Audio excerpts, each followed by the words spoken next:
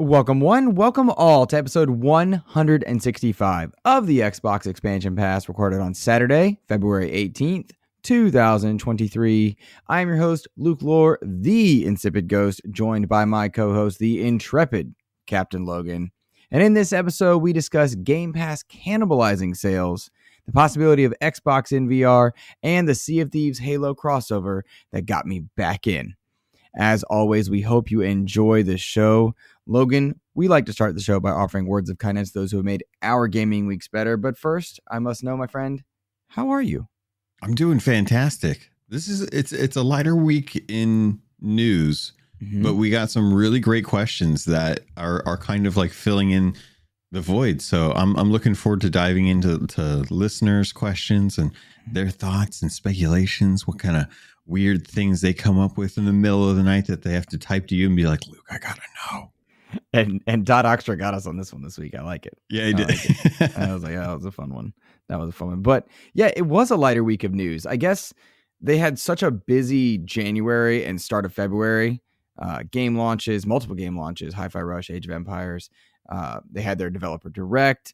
And then it was time for Nintendo's direct, PlayStation's launch of PSVR, and a few other games that are coming out in the third-party space. It was time to just take a breath and relax a little bit on the Xbox side. And I'm glad they did. I'm really glad they did. I'm equally glad people showed up with some amazing questions to give us some good talking points. But it was, I think, nice to have a nice slowdown after a really good start to the year, at least for me. Yeah. It gave me an opportunity to actually play games this week. Like I wasn't just scrubbing through news articles and looking up Twitter posts and stuff. I was like, you know what? I kind of know what's going on. There wasn't a whole lot, so I think I'm good. I'm actually going to boot up a system and play some games. Oh, you're lucky. I didn't get to play nearly as many games this week as I wanted to. And, well, not in a bad way. Well, yeah, in a bad way. But, like, I was just too tired, and I found myself, and we'll talk about it when we get to kind of our what we've been playing section, but there was a moment where I was like, do I even want to play anything right now? Because if I get in, I'll be up too late, and I'll stay up, and that kind of thing. It was just one of those interesting conundrums that I think we face as gamers sometimes. But I also had a little bit of game paralysis when there are so many things that have come out that I want to put time in that I was just like, ooh. It's tough, especially like as Xbox gamers. I find that we tend to kind of like go towards the games where we're going to be playing with our friends. And there's been some really good like single player games that have recently come out. So I'm like, I really would love to sit down and jam with some friends, but I really want to get like this story done. I really want to get this game kind of knocked out before the next big one happens. Cause I know like there's some big games coming, and if I don't work on them now, when am I going to work on them? Right. We are on the eve of Atomic Heart. I want to play that game. Yeah. Wild Hearts came out. That's not one that I'm, we didn't land a code for that one that I know of. At least I checked my inbox. And like, even if we had, I don't know that I would have even had time to touch it, because my focus is on Hogwarts, and I do want to play Atomic Heart. And so it's been a really nice change of pace. Single player games. I love single player games. I want more single player games to show up. I don't like when it's multiplayer is forced in. Think Gotham Knights. I don't like when that happens, but I do like when games are predisposed, like what I mean? Like, like Sea of Thieves, what they're going for. Right. Exactly. So it's been a good week. And I like the releases that are happening for a couple different reasons, and we'll talk about those. But good sir. And I think I'm going to steal this title from the trophy room, which we're not even a good show. That's not true. Not even a good host. Kyle's amazing, but Joseph Moran, ugly. Oh my God. They have their Patreon pitch section, and they talk about their amazing patrons. And I think I like the term Patreon pitch. Is that something that they came up with? Because if it is, I don't ever want to acknowledge it again. Joe's not smart enough for that kind of thing. Let's be honest. He probably stole it from somewhere else too. You're probably right, honestly. In the new Patreon members, I actually took one out. Joe's mom specifically requested that I not mention her on the show. Fair. She offered to support us in several ways, and I said, "Babe, you're already doing too much," and so I backed off of that one. I took that one out. But Captain Logan, we must give shout outs to our tier 2 and 3 Patreon members, some incredible people. would you like to read these? I feel like you nailed the voice last week. Would you like to read these? Because they are. Yeah. They are. Please note, by the way, before you read them, James Suddy, the Lord, Sir, Master. We must get all of those titles in there. He was unhappy with just being the Lord. So if you could just make sure we land all those in, that would be great. Yeah, no problem. So first off, thanks, patrons. We definitely love you, and we definitely appreciate your support and your friendship. With that, here are the names: Matt Without Fear, the Lord, Sir, Master, James Suddy, Brendan Myers, aka the Winter Gamer, Sony's VP of Marketing, Kevin Butler, Clint Combs, DJ Hero, Dano12. Thank you all so much for your support. And as we go into the future, if you guys would love to support us, if you would love to give some money to help Luke get out of his mom's basement into Joe's mom's apartment, it would really be great if you could consider tossing us a few bucks. It does help him. I'm not taking anything from this. I want him to be able to get the gear and to be able to get the software and the tools that he needs to continue to make XCP progress, grow, and just turn into an amazing show, because I know he has the capacity and I know he just needs the support. We will also note, Logan, thank you for the kind words, sir. We will also note that we just opened up the XEP Discord channel.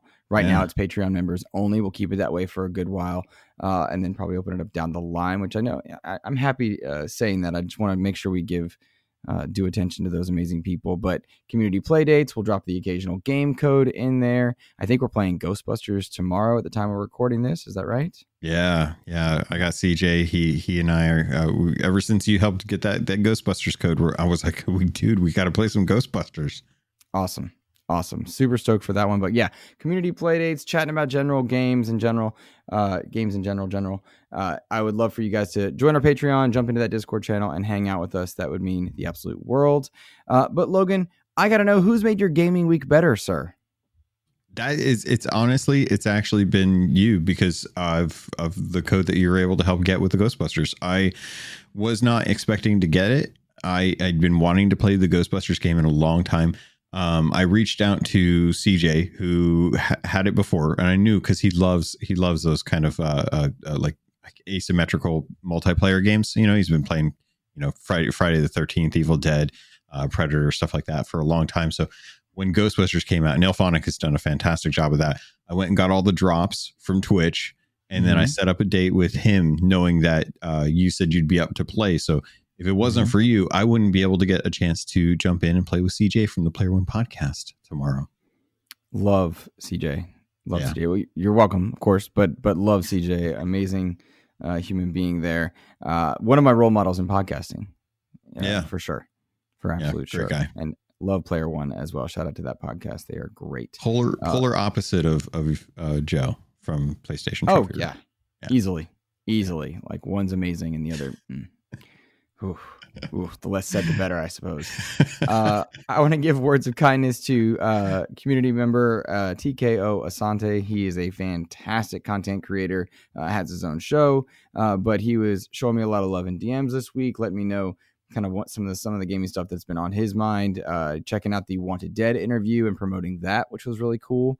Wanted Dead, a divisive game. I was surprised to watch that. If anybody hasn't caught the interview over on the XCP YouTube channel, there's a playlist there, or it shows up on your audio feeds kind of as a standard episode. But a divisive game, I was very surprised to see that. It's very much a game-ass game, third-person action game. I've really enjoyed my time with it, but I enjoy those kind of 360 era feeling games.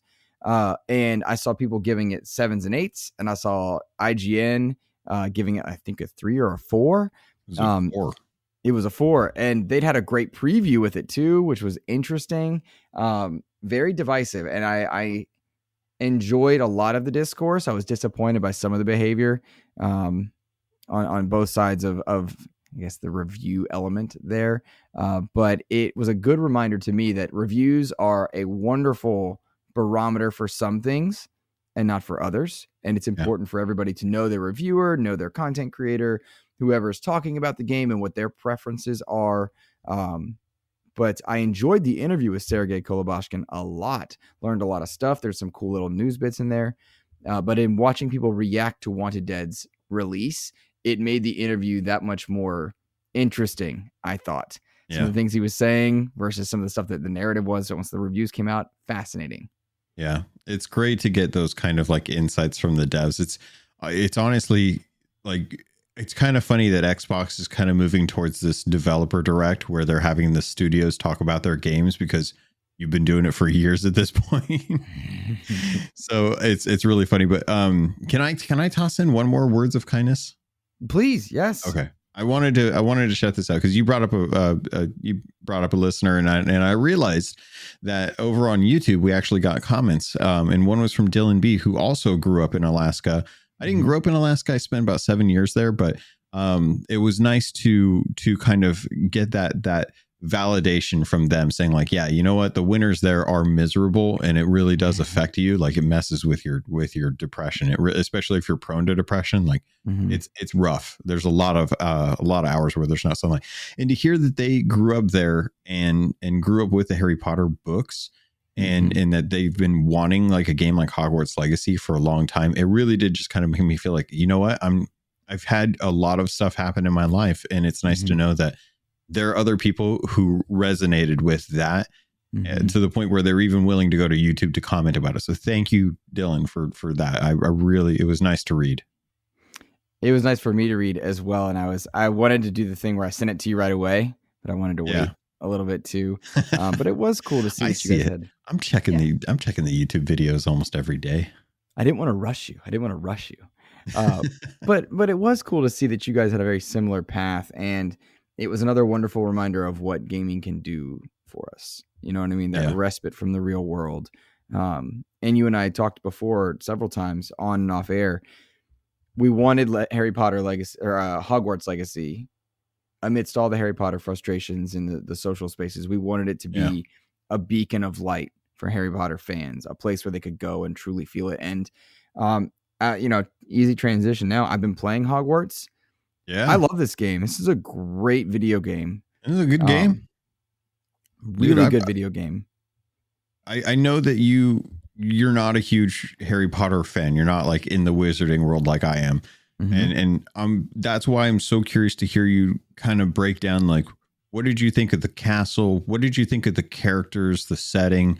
Like, how was it? Kind of break down what you, because I went on long last week, and I feel great. Like I wanted to get your feedback on it so far.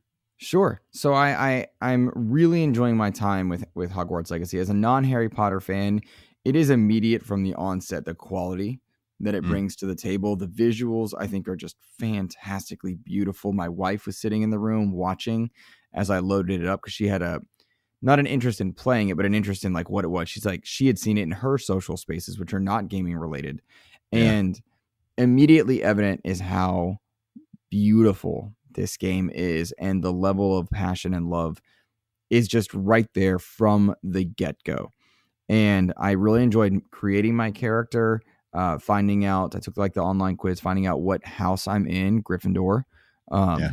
It was interesting to me to watch, because I didn't know what I would be, and I don't have a huge connection to the universe. Choosing my wand and figuring that stuff out was really fun. But I have been super impressed with the depth and how immersive it is into the Harry Potter world. I now want, in fact, today we are going to watch my first Harry Potter movie start to finish. We're going to watch the first one. There you go. That's on my to-do list for today with my wife. Really excited to learn more about the world, because I'm finding in my first 12 hours or so, I think I'm about 12 to 15 hours in, I think I'm getting a little bit bored of the school parts of it, which is funny because the title is Hogwarts Legacy, right? Like it's all about the school.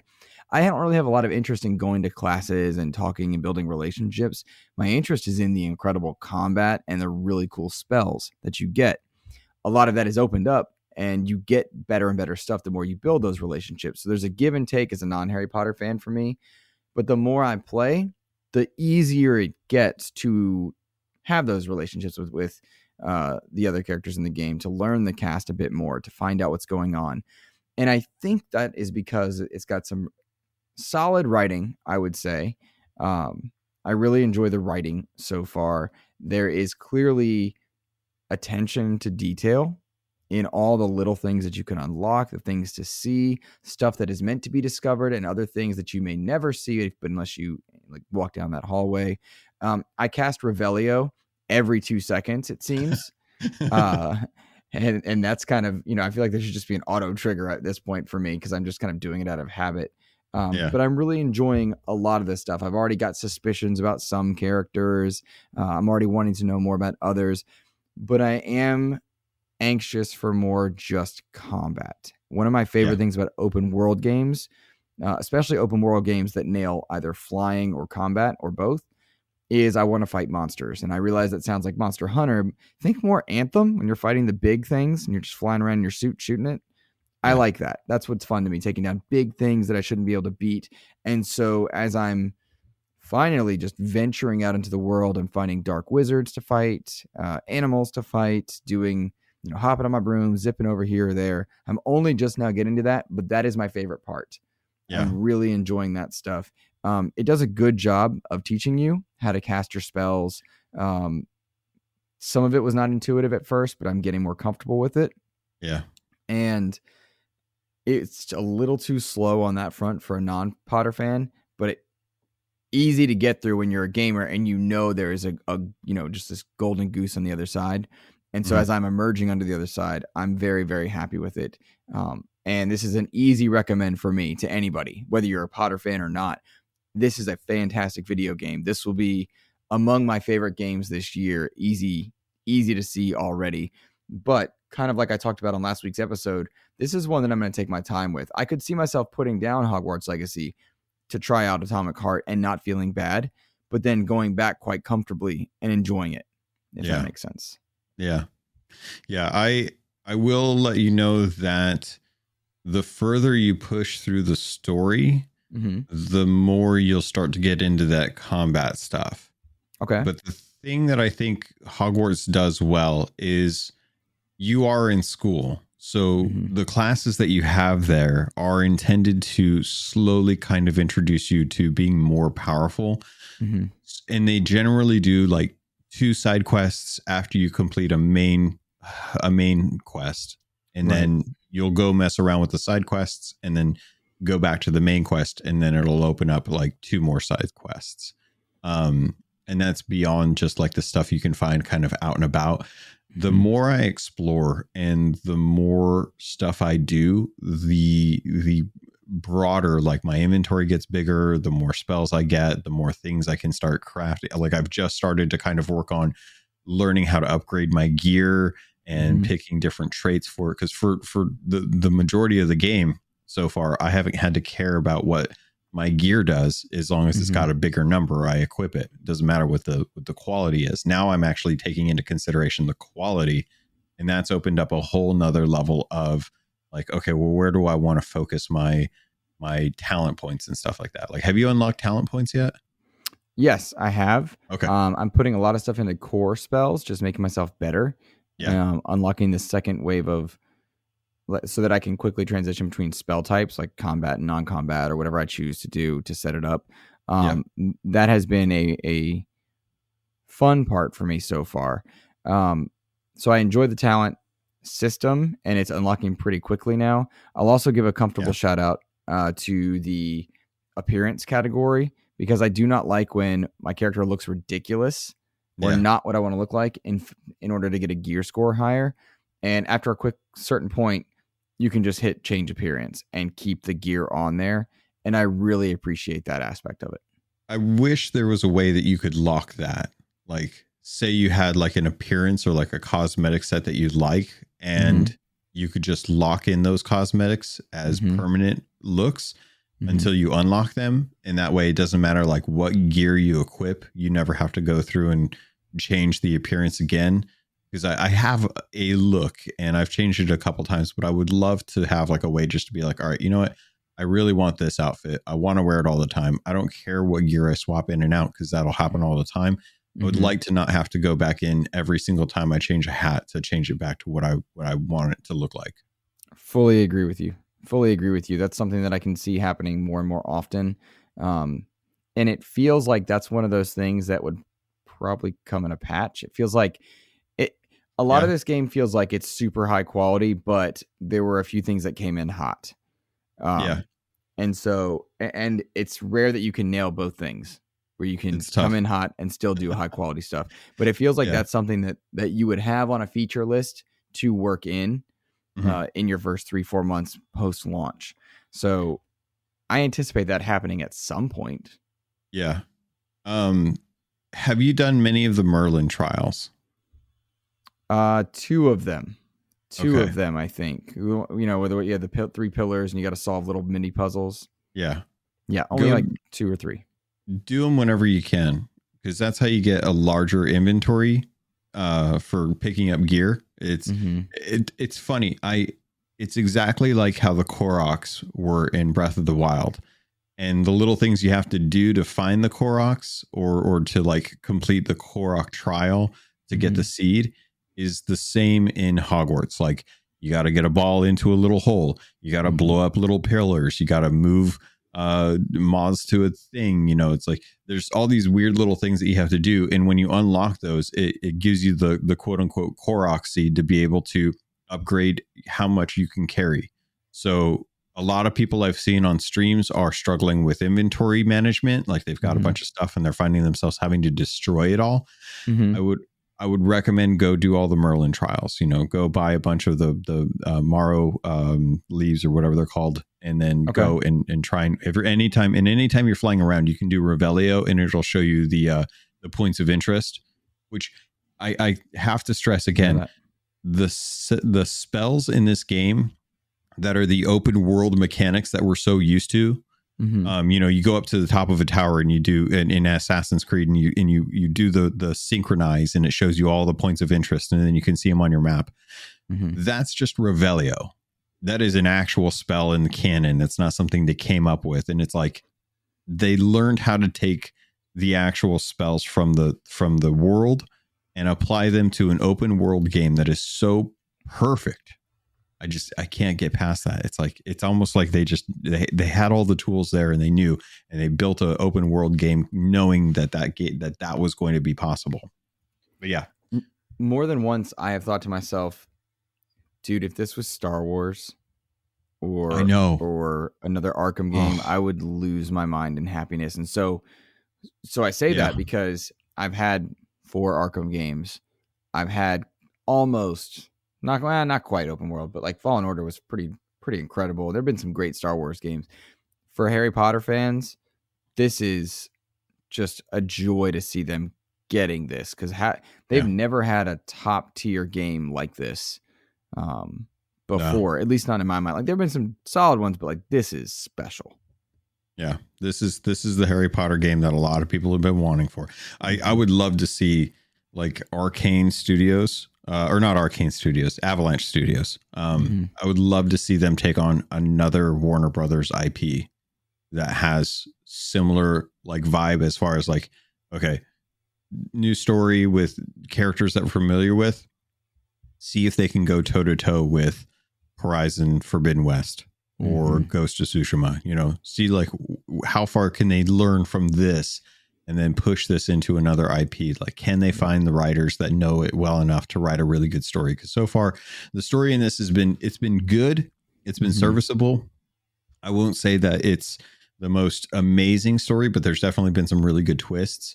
But I would love to see what this studio does if they decide to either make another game in the wizarding world, or if they want to avoid the backlash and go with something safer and pick like a DC world to go in. Like I think.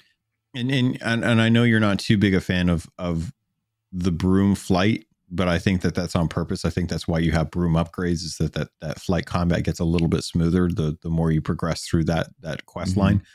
But I would love to see like them do an Iron Man, or not an Iron Man, a Superman or a Batman or something DC. I agree. Fully agree. I think what about a Green Lantern? Could they do a Green Lantern game? I would be so happy. I would be so happy. But I don't want to go down that road, because then I'll start down my James Gunn thoughts and processes, but I will say it's concerning to me when I hear James Gunn in charge of DC now saying that the actors are going to play the same roles in digital spaces, because that's a very different type of acting and expensive. And I can't imagine a AAA studio wanting to wait for one of the availability.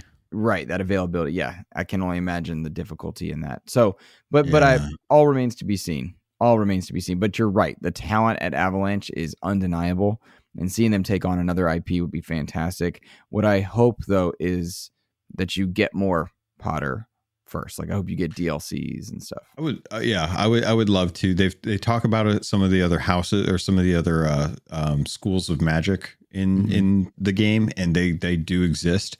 The diversity in the cast for this is amazing. Like seeing people from different areas that I never thought we'd ever see characters from, and I'm like, dude, they actually addressed the expanded universe from this. But I would love to have them kind of build out new areas, give us a higher tier of difficulty.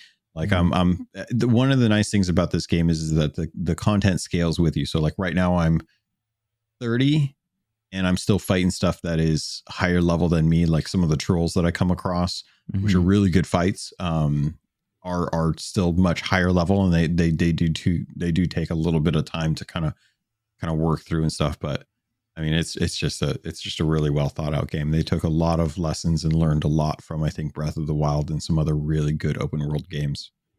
Good. I mean, that's what you want, right? Yeah. That's what you want. Well, here we are, 26 minutes in. Let's get to our first news story.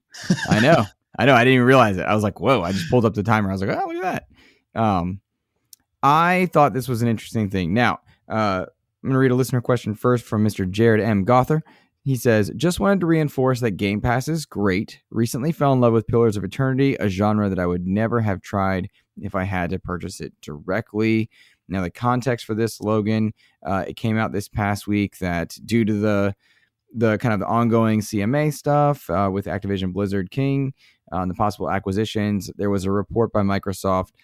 They submitted an internal analysis that showed a redacted percentage decline in base game sales 12 months following their addition to Game Pass. Now, that's fascinating to me because we don't know what that percentage decline is. That is game sales, not necessarily DLC or engagement dollars that are spent. But, years and years ago, it was noted that, Game Pass increases sales of a game. We've had two developers on in the past 2 months during our interview segments where they have blatantly said they wanted to get into Game Pass and could not. It was interesting to me to watch the discourse around this because then you and I had a good conversation of, does Game Pass lead you to purchasing or not purchasing games? And we compared it to Netflix and such. I will say on a personal anecdotal level, I do buy less games than I previously did, but I also play more games and spend money in them. I think I spend just as much, if not more money in my ecosystem than I did prior to Game Pass, but I purchase less games. With the asterisks here that sometimes we get codes for review, I'm counting if I would have purchased it or not. Yeah. So I understand that there's an element there, but I thought that was a fascinating thing. And we compared it to Netflix and other subscription services. I watch more content, movies, shows than I ever did before. I haven't changed my spending habits, but I watch more. Yeah. My engagement time with platforms is higher, but I would have just stuck to cycling stuff that I already knew versus trying out new movies. But HBO Max and Netflix, etc., they lead me to watching and trying more shows. Game Pass leads me to trying more games. And I think that's a fascinating thing.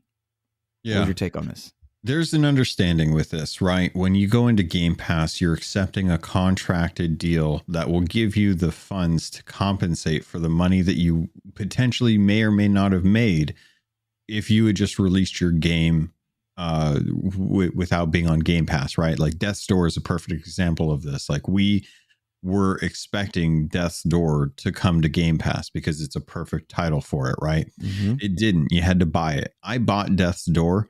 If Death's Door was on Game Pass the way Tunic was, I probably wouldn't have bought it. Did I finish Death's Door? No. Did I finish Tunic? No. So for me, it depends a lot on the game. If it's coming to Game Pass, I have more likelihood that I will cloud stream it and see if I like it. And if I do, then I'll full install it. And if I do install it, then I'll probably play a fair amount of it. But when it comes to Game Pass, it is the knowledge that, like, you know, before Netflix and before Disney Plus and before HBO Go or Max or whatever the hell it is now, I would buy all my movies and TV shows through Apple because it was the one ecosystem that I could trust was going to stick around. And I was already in with the phones. Now that I have so many streaming services, which is still probably less than what I would have paid if I had to buy all the content that I've consumed, or just even that my wife has consumed, there's no way I could see myself wanting to go back to buy movies. If I buy a movie, it's probably going to be physical. It's probably going to be like a 4K Blu-ray that I buy specifically just to be able to have like it physically for emergency reasons. Or it's a movie I really, really love. And if I can't have internet, then I'm going to probably want to buy it physically. I do the same thing with my PlayStation and my Switch. Those consoles are my secondary consoles. So the content that I get for those, 90% of the time I buy physically, because eventually I'm going to sell it, or I'm going to, like, you know, have it for whatever reasons. And I'll just have it and not necessarily have to worry about having it on a stream service. If you're going into Game Pass, you 100% know that there is a contracted deal that was worked out to compensate the developers. So when I see that Microsoft also submitted this, that its internal analysis shows a redacted percentage decline in base game sales 12 months following their addition to Game Pass, that's because it's a 12-month deal for most developers. There's 3, 6, and 12-month deals that they make. The 3-month is usually higher profile for games, third-party publishers who want to put it out on their other stuff as well too, unless it's like MLB The Show. But you see this with like Madden and stuff as well too. 12 months is typically like indie deal. And that's because Microsoft is saying, like, look at what your projected sales are. If you think you're going to hit those or exceed those within the first 12 months, then you don't have to be in the Game Pass. Now, you may not make as much if you go into Game Pass, but you're guaranteed a certain amount of money. And we're taking into account that that game is going to get spotlighted because you're going to be coming into a day one available marketing campaign. Like, you're going to be shown on there and be like, hey, check out this new game on Game Pass. These are the games coming to Game Pass. Like, that kind of marketing is invaluable for indie devs. And to sign a 1-year contract with a bundle of cash and marketing from Microsoft, that's a pretty big deal. A lot of games on PlayStation and Nintendo would love to have that kind of, I mean, I don't know if you know this, but there's an issue with the Nintendo Switch store where they will put a game on and then they will discount the price 90% to get it to pop up so that it's so cheap so that people will buy it, so that it gets pushed up the charts, so that it's in the top chart list when it launches, so that you can, because no one's going to bat an eye at $1 game. They're going to be like, oh, it's $1. I'll just buy that. And so many people do that because it's so cheap that it pushes it up the best selling charts. So then indies are starting to get noticed because Nintendo is not showcasing the way Xbox is for Game Pass. They don't have a system like that. There's no way for them to do that. So the indie devs are having to cheat the system effectively, you know, work through the loopholes to get their game noticed on Switch. That's because there's so many games available on Switch. So when I see this, I'm like, yeah, this makes sense. It takes like 5 seconds to think about why. It's a business deal. That makes perfect sense. I did not even factor in what's happening on other platforms and why that would be a thing. But you're right. The 12-month aspect of it, I think, is a big factor. And oh man, that's a really good thing to think about. And it also showcases, because I was not in conflict, but I was curious as to why we would see people come on our show, small Xbox show, be willing to talk about in an interview publicly. No, we wanted to get in Game Pass. They said no. And then to see what cannibalizes sales, like, why would they be willing to say we want in there and then we find out it's canceling sales out? It doesn't work like that. It's not a 1-to-1. And so I think that's a really good way to articulate what's actually happening versus kind of the perception. If you just see the bullet point on an article and move on, or you see a Twitter post, that makes a lot of sense. And I saw a lot of indie developers come out saying like, whatever this means, like that's not it for us. We want to be in Game Pass, you know? Yeah. And I often ask anybody that's on XCP, either on air or off air, depending on a preference or how the conversation's going. I will ask them like, you know, is this, you're on Xbox, like, is this a Game Pass thing for you? Is it something you wanted? And I've never had someone say Game Pass was bad, except for Lauren Lanning. And that blew into this whole thing because he blasted PlayStation Plus on air, and then everybody ran with that article. I was like, oh, all right. That was funny. It's interesting to kind of look at this and think about like the reasons behind it. And it's just this people pulling this out felt like it was a clickbait story because it's a bit of a light news week for Xbox, right? Like there's nothing to really talk about. So I see this as just a business thing. This is just a normal thing that they're doing. And I mean, the thing that Xbox does that I don't see with other companies that I would love to see with other companies. And actually PlayStation's getting better about this. Their PlayStation Plus programs actually come up quite a bit. Being able to have a game on Game Pass does not exclude it from being able to be purchased in the store. And in fact, you get a discount on the game while it is in Game Pass. So Game Pass affords people, not only do they get a big old bag of cash, like when they decide to actually jump into Game Pass and they get the marketing for it and they get a contract for that time, they also get a discount on the game. That also allows people to pick up the game if they do like it and they want to keep it later on. So it's not to say, so like after a year, I would imagine most game sales typically see a drop off from being purchased. Like after that first year, I would honestly say that most game sales will probably drop out of the charts 2 weeks after launch, unless it's like a really big game. So I'm not surprised by this. Yeah, agree. Fully agree. And good takes. You gave me stuff to think about just in the course of our conversation. So thank you. Yeah. I also wanted to note, kind of related to that Activision Blizzard element, Jose Martinez III wrote in.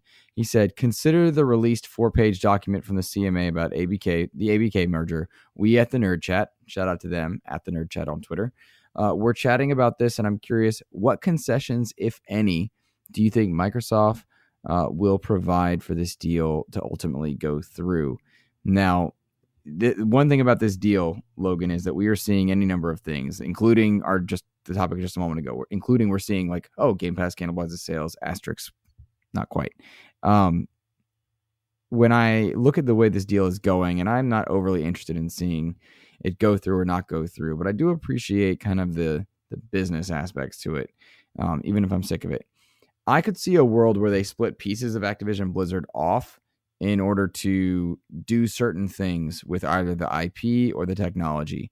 And I'm curious if you think Activision or Blizzard is more valuable, or what properties within them, because as Xbox moves into a cloud and PC space and brings it kind of in conjunction with console, I would think Blizzard is more valuable, provided they put in some stipulations that Call of Duty never goes exclusive or something like that. Because I would never want PlayStation or another first party, if anyone else enters into the fray, I would never want Call of Duty to go exclusive to anyone.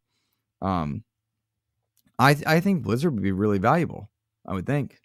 Yeah, no, you're not wrong about that. Blizzard is definitely valuable. It's got a long legacy behind it. And aside from the fact that it has gotten rotten to a degree that they've had to really kind of tear out a lot of the people that were causing issues due to bad culture, which honestly, I think stems from the top with Bobby Kotick, which, by the way, Bobby Kotick, I feel like, and we just recently saw that he may not actually exit if the deal goes through, which it really just doesn't sit right with me. I want him out of there. He's a terrible human being.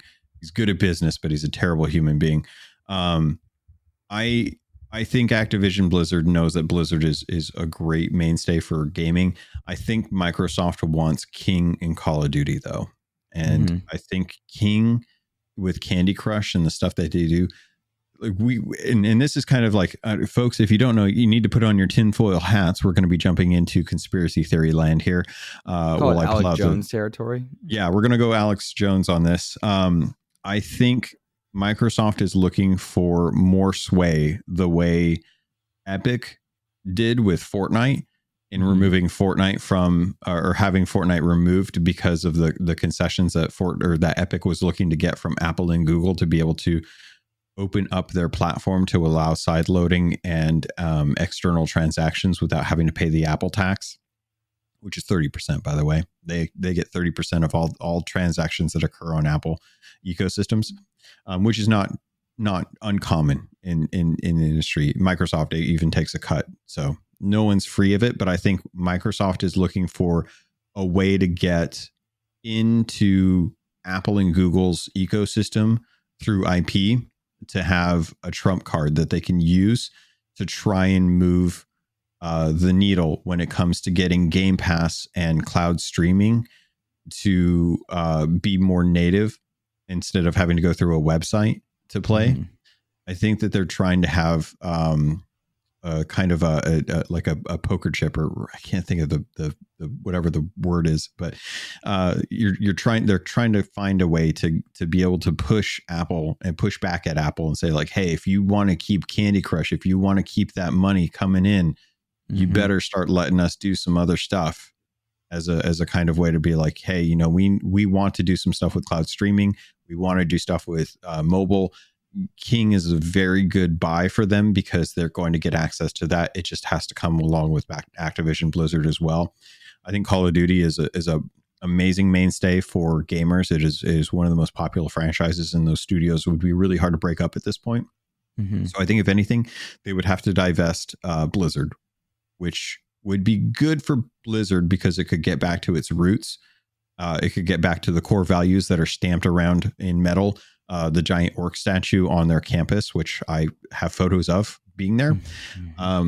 Small brag.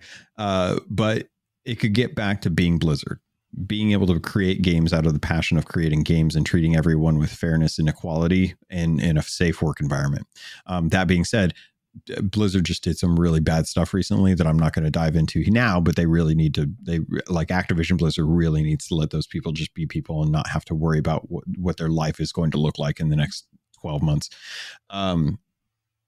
I could see one of the concessions being that they have to let Blizzard go to be able to get this Activision Blizzard deal. And I think Microsoft values King and Activision more than they do Blizzard because they're on consoles, they're on phones, they're in the PC realm, but not to the point where that's their main goal, in my opinion.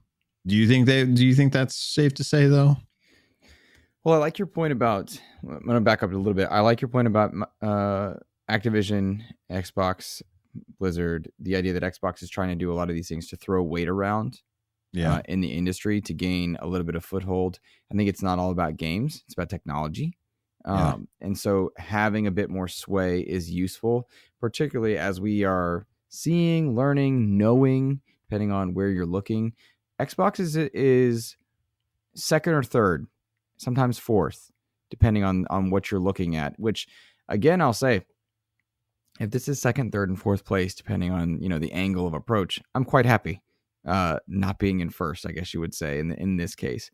But for them to be second, third, and fourth, they're clearly trying to get a bit more sway in respective injuries.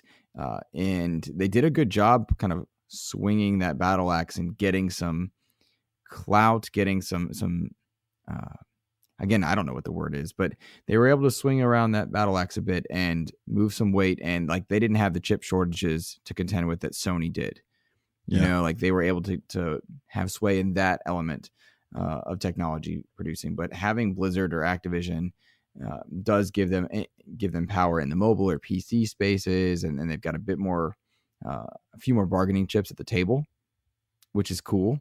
As far as as a gamer, I want it to be Activision because I think Activision holds more IP that I'm interested in. The third third-person platformers, like mascot platformers. There's a lot of dormant franchise that could use a nice little revitalization. There's a lot of studios in there that I know and am familiar with because they're more console-based, right? So that's why I have that position. On a business side, World of Warcraft is still quite powerful. So there's that element of it. But I don't know what Blizzard brings to the table in the IP space beyond StarCraft and Warcraft. But I know Diablo. that it does have stuff. What's that? Diablo. Good Lord, Diablo. I didn't even think of that. Jeez. Yep. Yep. They're also working on a brand new IP, also Overwatch 2. Even though the Overwatch 2 hasn't gotten nearly as much praise as Overwatch 1 because I think of monetary reasons. Overwatch is still a very powerful IP for them. Yeah. Probably one of their most.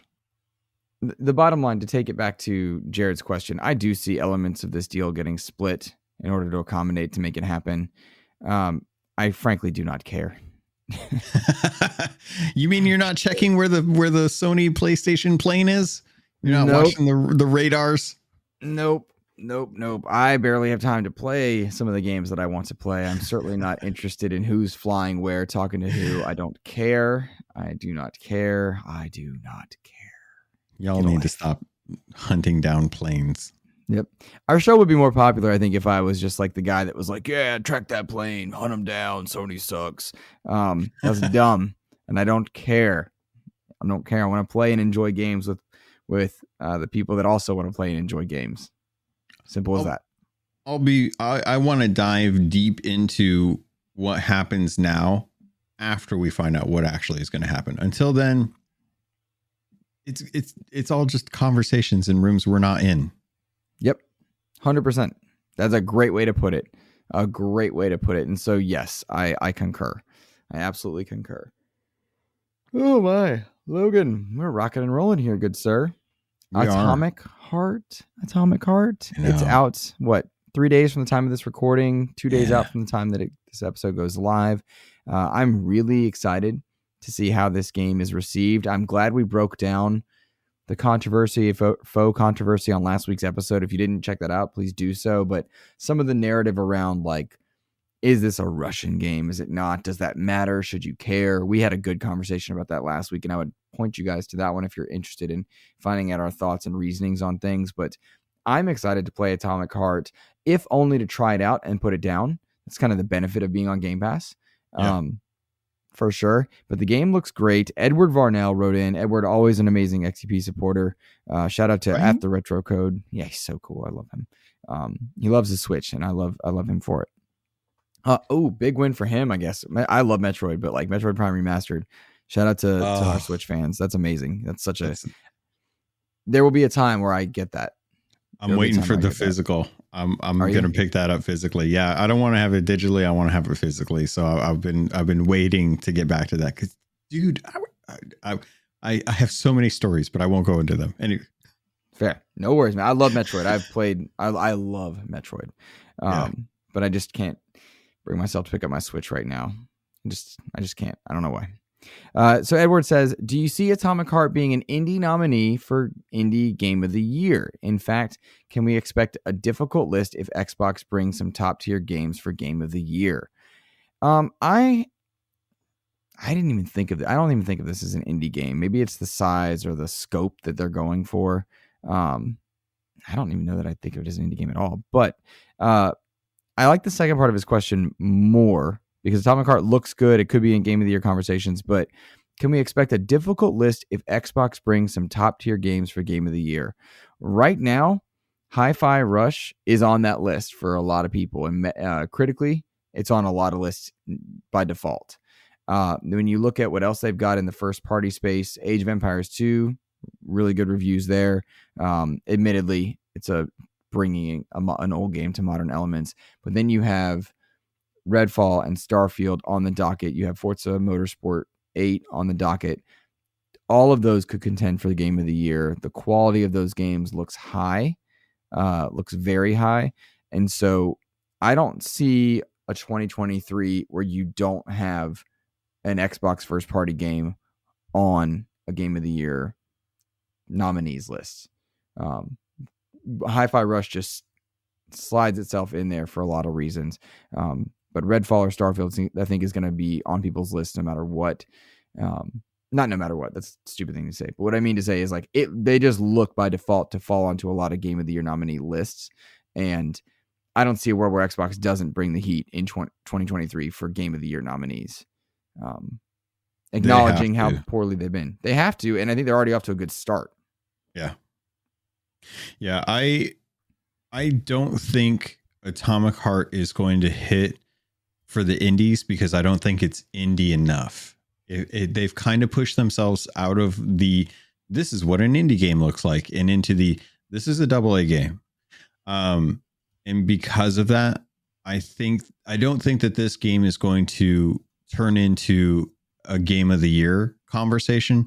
I think this game is going to turn into, this is a fantastic world that needs more expansion to it and more games. And I think that this is going to hit with a lot of people, and a lot of people are going to want to make this their version of Fallout or, oh gosh, what is it? Bioshock.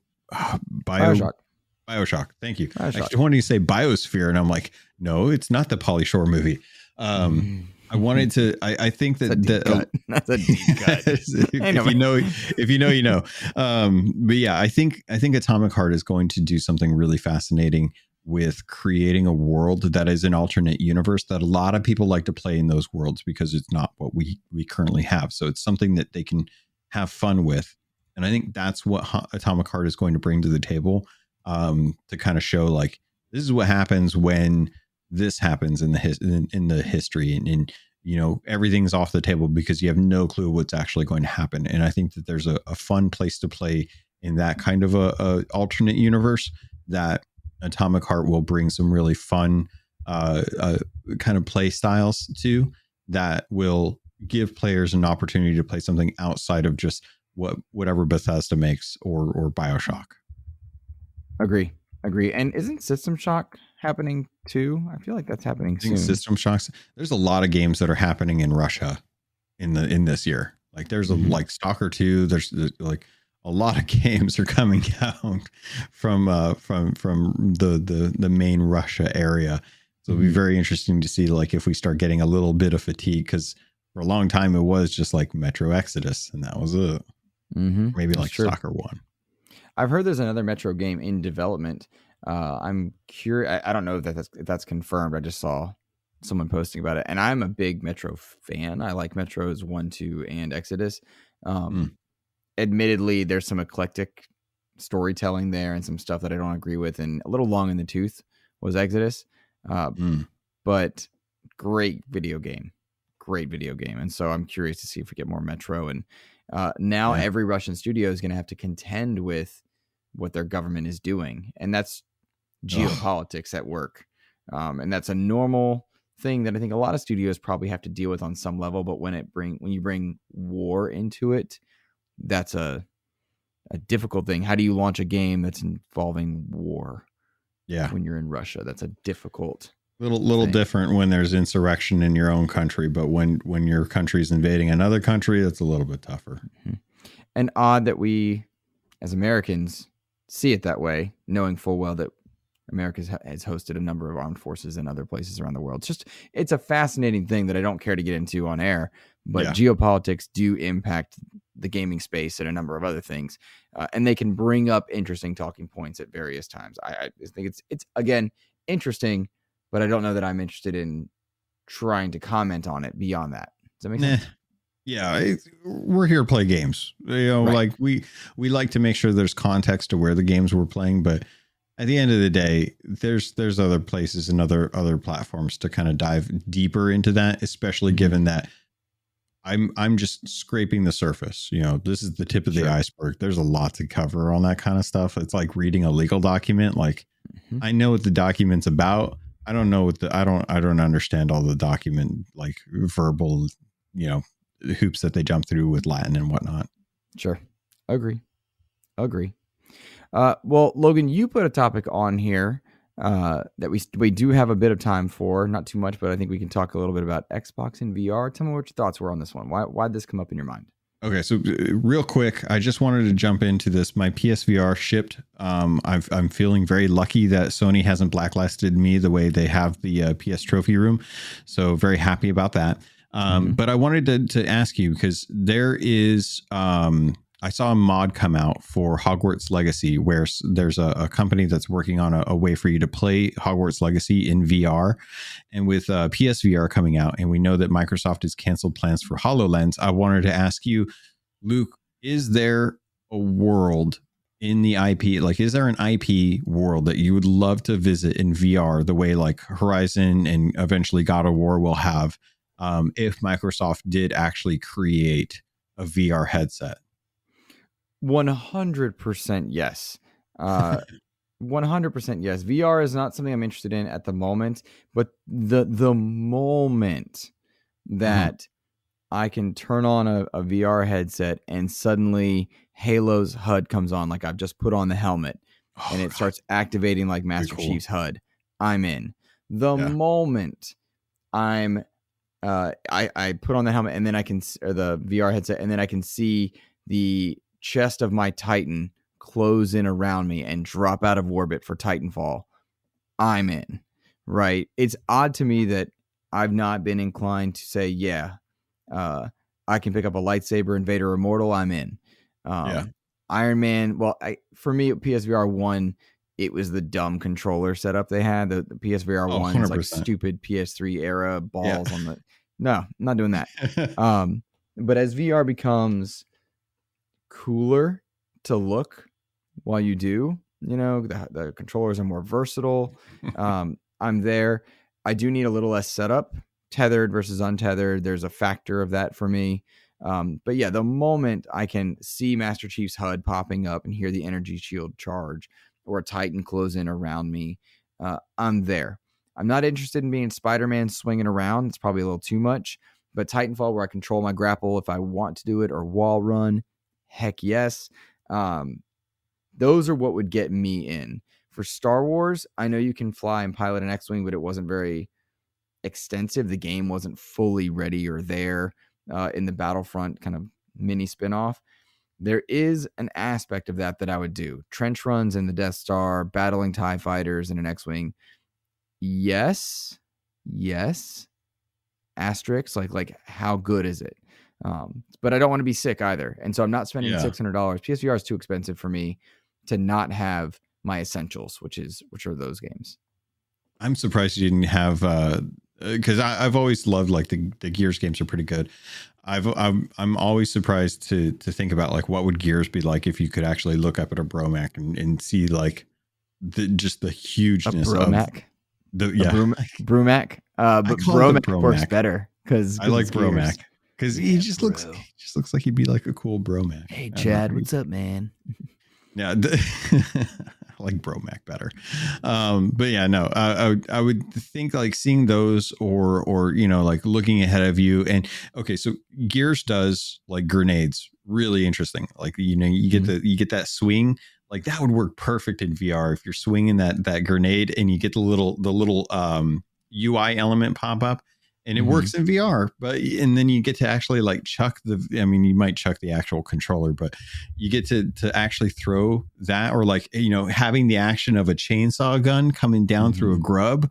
Like that would be so good in VR. Like it's like it'd be so cool. It would be so cool to play Gears in VR, having the chainsaw, you know, cutting through a grub or you know having to figure out how you're dealing with just some of the different creatures. I can't remember the little skittering ones that blow up. What are those called? Tickers. Thank you. I would love to be with you know like my bros, like pushing over a big old shipping container of tickers onto a Brumac or something like that, or Bromac if you want to go with my words, something like that. But I that and like Sea of Thieves are like I would love to be able to be like on a ship or on an island, like digging up, like having the actual action of or holding up my compass and walking. Like Sea of Thieves is a very very tactile game to be able to have like in VR. It would work perfectly. So stuff like that, but I'm really bummed. I think you would get exhausted in Sea of Thieves, and you would vomit everywhere. It would be like Ring Fit if you could stomach the seasickness. Dude, it single-handedly get a game community in shape would be Sea of Thieves in VR. Yeah. Everything. I gotta sales, Sales. dig, shoot the cannon, and then like vomit every 2 seconds because you're on a ship. I didn't even drink anything. Why am I vomiting? I feel so wet. Yeah. Oh no. Yeah, that's a peripheral. It detects if you're vomiting in real life and you vomit in game too. Yeah. But I wanted to bring it up because it was one of those things where I'm looking forward to seeing what Sony does with the first party studios. And I'm bummed that Microsoft isn't doing that because they have the tech. They just haven't seen the value in it the way that they have, like, because and I think this is a product of them being in second or third place. They aren't on top, so they don't get to waste money on stupid peripherals for ecosystems that may or may not work. They have to claw and grab for every person that they can actually like get to play their games and join on Game Pass and stuff. I would love for it to happen, but I'm not rushing it. I want the tech to be there, and I don't want it to be $600 to dive in. But that's like that is still mid range for VR. Like, sure, I respect respect that argument all day. I don't have $600 to do it. Fine. I don't either. Game Pass is a good delivery service, and PlayStation's done a good job with PS Plus.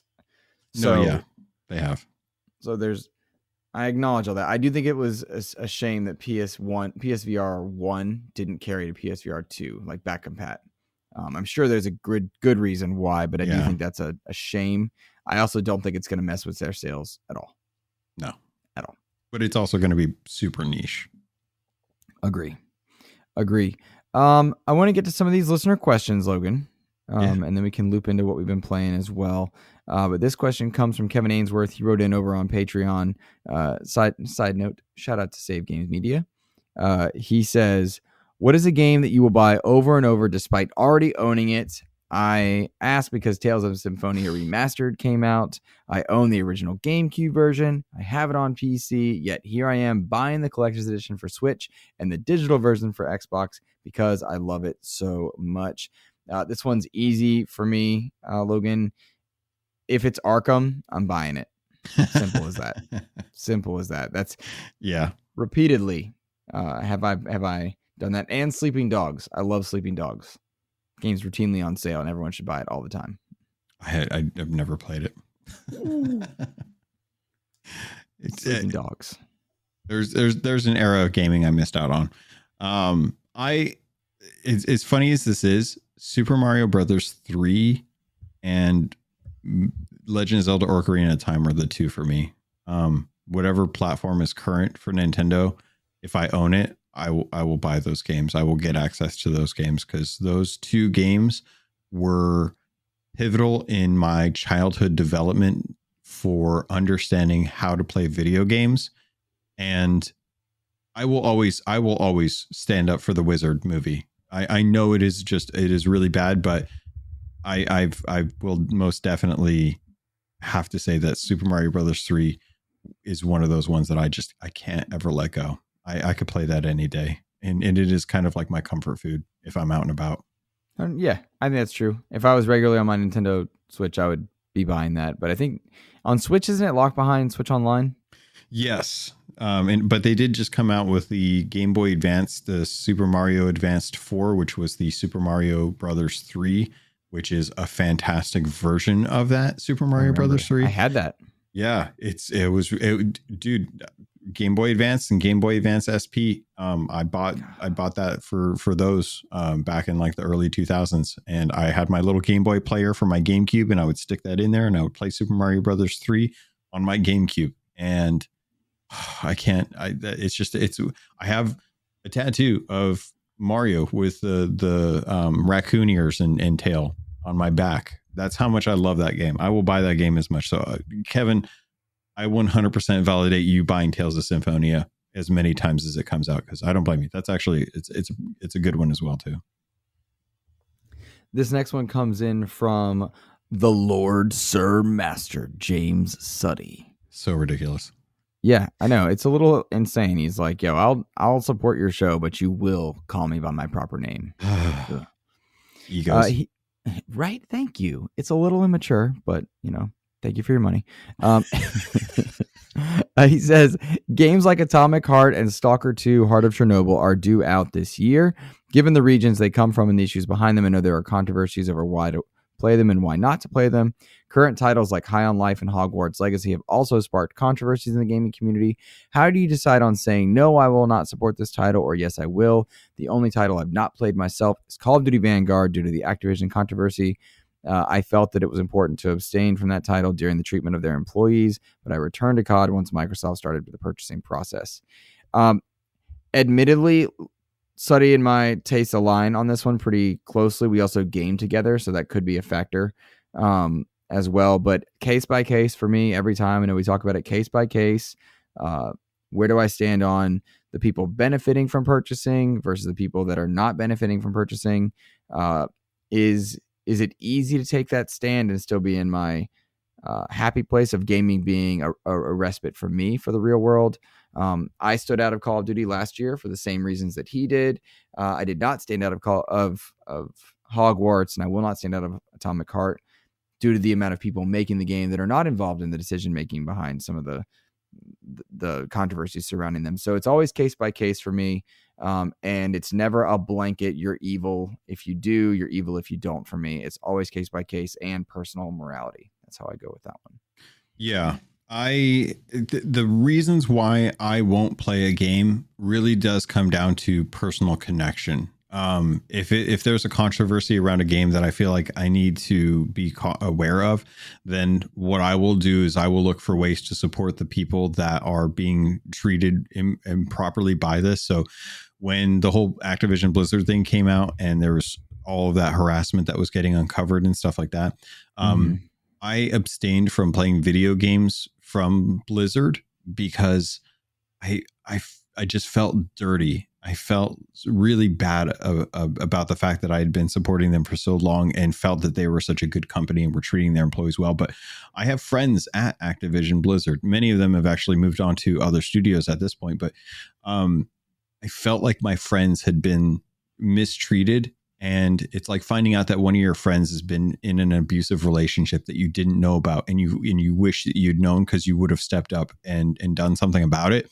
Mm-hmm. That's what happened to me with Activision. I felt like the friends that I had been in a world where they had just been grinning and bearing it, and there was stuff going on behind the scenes that I didn't know about. I didn't see the bruises, and I wish I had. So when it comes to things like Hogwarts Legacy, or if it comes to things like High on Life, I think a little bit less, just because I think that that's one where Justin Roiland had been removed from Squanch Games and Squanch Media, I think is what their parent company is called, for a while. So it feels less impactful. It's a real annoying thing that some people are just horrible human beings. But look for ways that if you know you're going to engage in that content, look for places where you can try to support the people that are at the heart of the victim aspect of those controversies. So for Hogwarts Legacy, if it is the trans community that is being harmed, instead of boycotting the game and depriving yourself of something, consider donating to the cause for the money that you would spend. It doesn't have to be right away. You don't have to sit there and do it like right away, because not everyone can afford to do that. But consider putting support in ways that you can to the places where you feel like that support is needed based on what the things are. Game's a game. You're going to play the game. People need to make games. People want to make games. People are going to get paid regardless of who the creator is or what's going on. There's some really nasty stuff going on with Aerosmith, with Steven Tyler. I think is his name. Yeah, Steven Tyler. I don't know why I'm second guessing that. I'm not going to stop listening to Aerosmith, but I will definitely take into consideration how often I buy or listen to Aerosmith, knowing like what he's done in the past, stuff like that. So I can separate the art from the artist. But I also want to be conscious of where can I help to make sure that doesn't happen again. And that's where I think a lot of folks should consider with their support when it comes to things like this. Good. Well said. Long-winded, Well said. sorry. I think that's a topic that if you need to be clear, you take the time to be clear. And it's true. a good question by Suddy. Thank you, Suddy. Sorry. God, we're so stupid. The Lord Sir Master James Suddy. Jeez. This next question comes from the amazing Todd Oxtra. He writes in over on Twitter and says, what's the next weird product Xbox will make this year? We've got the Xbox fridge, the Snuggie, the controller hoodie previously. I think it's the Xbox air fryer, but I've been wrong before. You had a good idea for this one that I'll let you share. But for me, I'm ready for the Xbox bazooka that so many content creators put Phil Spencer holding in their thumbnails when they want clicks. Maybe we'll do that one for this one. But yeah, I want the Xbox bazooka. That's what I want. And like, it can be a super soaker. I don't care. But that's what I want. I want a Phil Spencer action figure holding an Xbox bazooka. That's what I want. That's so funny. We've gotten some weird ones. Did you see I just saw, I can't remember what her name is on Twitter, but she always gets the Xbox products, but it was the cassette player that looks like a Series S with an Xbox mixtape. Did you see that? That's cool. I'll have to dig that up. But I just recently saw on Twitter that there was an Xbox Series S cassette player, and it was that cracked me up. But yeah, I think it's time that we get a cheese grater, or like there needs to be an Xbox Series X Play-Doh machine where you can have like the little silly Play-Doh come out of the little holes out of the top of the Series X, and just like it's a fun thing for kids. Let's start getting some kid games on Xbox as well too. Like, let's start kind of ramping up the E for everyone games, because those are fantastic. Like, it shouldn't just be Super Lucky's Tale and whatever games came out in the past. Like, let's get some more kid mascot games out on there, and that way we can market it with a Play-Doh or a Play-Doh toy, or just a cheese grater, I guess. I know Stein loves his shredded cheese in a bag, but I think we could get like him a block of cheese and an Xbox Series X cheese grater with the little grooves on top. You'd probably dig that. Fair. I dig it. That's a good idea. Todd, great question, man. Thank you for writing in, good sir. Logan, I do want to kind of, before we wrap up, talk quickly about what we've been playing. I finished up Dead Space. I started New Game Plus because I love it. And I want to do it on hard at some point. And then Hogwarts Legacy was mine. And you had listed on the chart Hogwarts Legacy for you. And then Clint Combs wrote in. Shout out to him. He wrote in on Twitter and on Patreon and said he's still playing Hogwarts, but also added that Wild Hearts is on the list. And it's refreshing to see a new Monster Hunter game in the genre. Competition is always good to help things grow. Was Wild Hearts on your list? Are you going to play that one? No, I played. So I jumped onto the demo for Like a Dragon Ishin to test that out, and mostly just playing. Like, we're getting close to Destiny 2 Lightfall, so I've been trying to get all my stuff done for Destiny 2 before the season ends.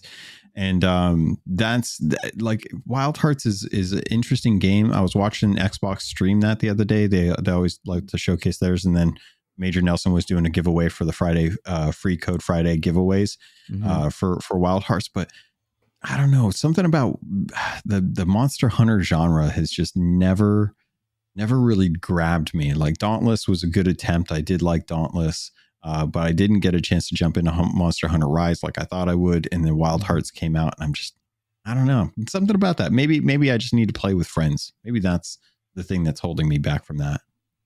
Yeah, it could be. And right now my crew isn't into monster hunting games. I don't know that I could have gotten them into Wild Hearts because we barely have time outside of Ghostbusters, Halo, Fortnite, Call of Duty. You know what I mean?